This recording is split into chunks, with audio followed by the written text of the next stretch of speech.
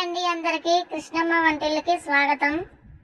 ఈరోజు నేను చేయబోతున్న కూర అయితే ఆగాకరకాయ కూర అండి. వీటిని అయితే ముందుగా శుభ్రంగా కడిగి పెట్టుకున్నానండి. నేను ఇలా కడిగిన వాటిని అయితే ముక్కలుగా కట్ చేసుకోవాలండి. ఈ కూరకు కావాల్సిన పదార్థం చూపిస్తున్నానండి. తాలింపు గింజలు, కరివేపాకు, ఉల్లిపాయ, పచ్చిమిర్చి, ఉప్పు, పసుపు, కారం, వెల్లుల్లి. ముందుగా అయితే తయారు చేసే విధానం చూపిస్తున్నానండి.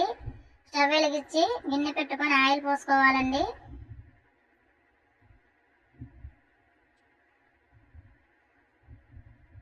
ఆయిల్ అయితే వేడెక్కాక తాలింపు గింజలు వేసుకోవాలండి. ముందుగా ఆయిల్ అయితే వేడెక్కిందండి, తాలింపు గింజలు వేసానండి నేను. అలాగే శుభ్రం కడిగి పెట్టుకున్న కరివేపాకు, కట్ చేసి పెట్టుకున్న ఉల్లిపాయ, పచ్చిమిర్చి వేసి కలుపుకుందామండి. ఇవైతే ఇలా వేగిన తర్వాత ముందుగా కట్ చేసి పెట్టుకున్న ఆగాకరకాయ ముక్కలు వేసుకుందామండి.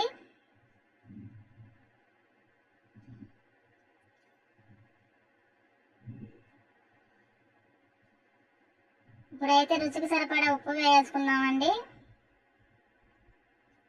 కలుపుకుందామండి ఒకసారి. మొత్తం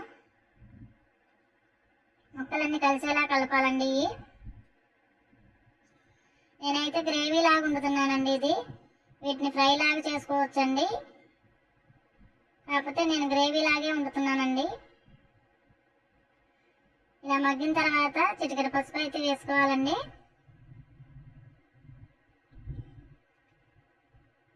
కలుపుకుందామండి ఒకసారి అరగంటకుండా. రుచికి సరిపడా కారం వేస్తున్నానండి.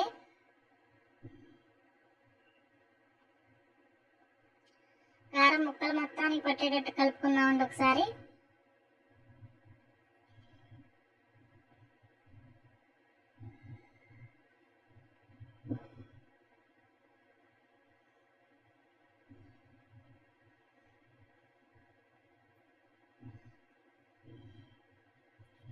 ఇదైతే కొద్దిగా మగ్గినాక ఇప్పుడు మనం ముందుగా దంచి పెట్టుకున్న వెల్లిపాయలు వేసుకుందామండి.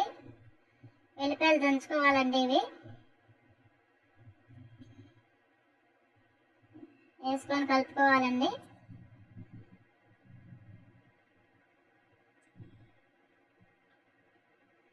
వెల్లిపాయ వేస్తే చాలా బాగుంటుందండి కాకరకాయ కర్రీలో. మంచి స్మెల్ వస్తే మంచిగా బాగుంటుందండి. టేస్ట్ కూడా బాగుంటుందండి. కూర అన్నంలో మంచిగా కలిసిద్దండి ఈ కర్రీ. మీరు కూడా నచ్చితే ఇలా ట్రై చేయండి. ఇవైతే ఫ్రై లాగా కూడా చేసుకోవచ్చండి. చూడండి, ఇలా చాలా బాగుంటుందండి ఇది. నా కర్రీ కనుక నచ్చినట్టయితే లైక్ చేయండి, షేర్ చేయండి, సబ్స్క్రైబ్ చేసుకోండి.